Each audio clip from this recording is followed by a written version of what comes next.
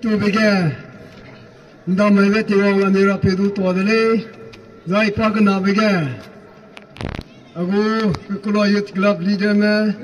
zena program committee me daga, asui ba rangai mai pe ko raha, pe ko lam ga rangai rahang. Again ma simra me si kamimra me bamu, no me kagane. Program ge azi. Rangai ban ni bli gun ja agoli da no ko pe be te ja ina sa pe ra dele pe ko ko se be ja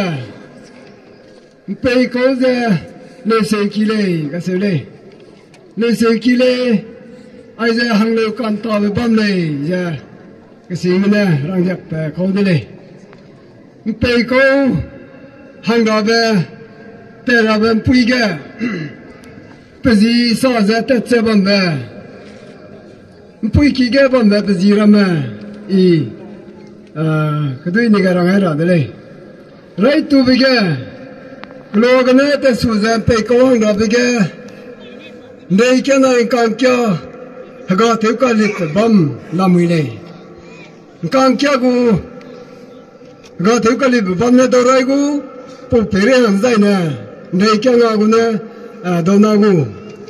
po peri han zaine hada sak seban ba hingbang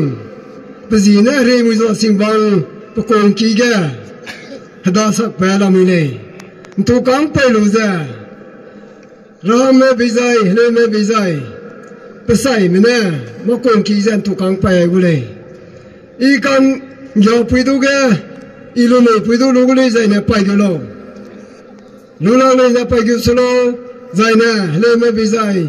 I kan gyo pe ki I wole pe ki wole ja pai lo wolo le ja na pai solo hindi ga le ja pai ga ja pai gut ja ba me ja pa ning te le pai gut lak se ba me ja plu ja te lak le du rang le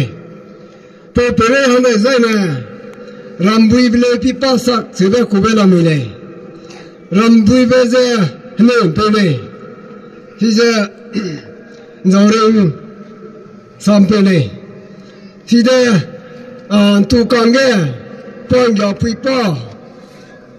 rambui benero no ba papa bene pon ya pipa ro za gada la ka ben tu tum la muile to do za rambui ble pipa sak se ku la muile to peri handa zaina jing bang hi du kule zainen ram talang ba ke hi du kule sida ka ba ke Lui te lu ba bam le si de zo ne pe de le po pere hang za ka da za na ki mu le ko sai se za triya pung bang la mu le spo triya do za ki mu le ko sai ja ko be bam la mu le ba zi I bu do sia bu do par ha ri za rang ai bu da se bu zi na hai mu na na ning se ra da po pere hang da za na da lang nai da bong na puna zita sabam na hanga puna le kui te be la mu le si jan to kang ka na la mu to kui bong zin nai lo ba pa zita sabam ba si do la mu le po peri han na zai na to ra pa ko tum se za ko pa tong hang da to ra pa ko za ge de zai na klia do la mu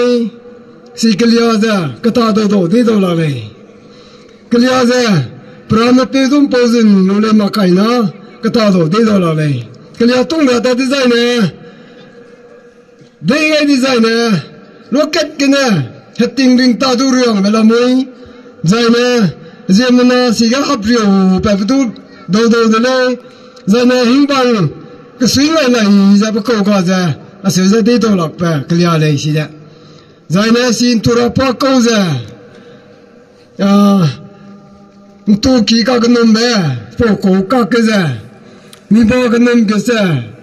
ra da ge hing de te lu za ka gnum mi ki do la mu le nga se le spo ki ka gnum me lo gnum ra lo za ra me bi zai le me bi zai za ra hang me na ia po ki ga bo gnum ke de zai na tu kang bi zai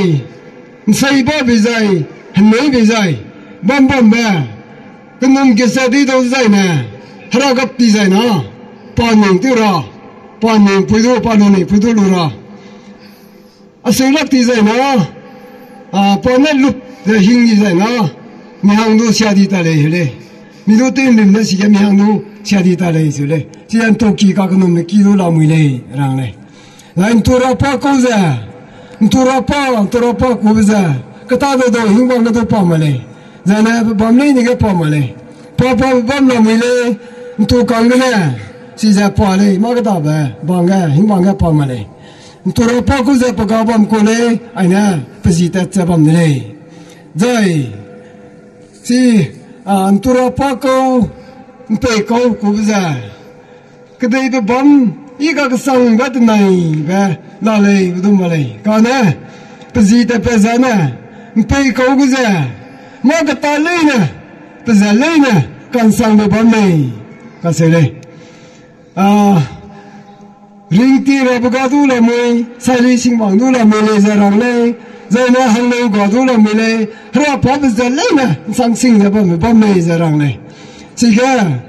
cái là bây giờ du làm gì này cái gì đây bị cái sport tung ra bò ra bị hàng ra ngon ngon này ra răng này hạt cồn nuôi nó du rồi nè ra bỏ du bây giờ lấy nè gì cái hoàng nè cồn nuôi nè khăn thọ với con này ra răng này rồi nè bị tiếng cùng cái ra đi du ta cách tên này rồi nè nông sông của bà gồm gì bê đô chỉ cái ra lưới tần này cái sự này chỉ đem bê cầu cái ta cái cần suy bê làm bỏ rồi nè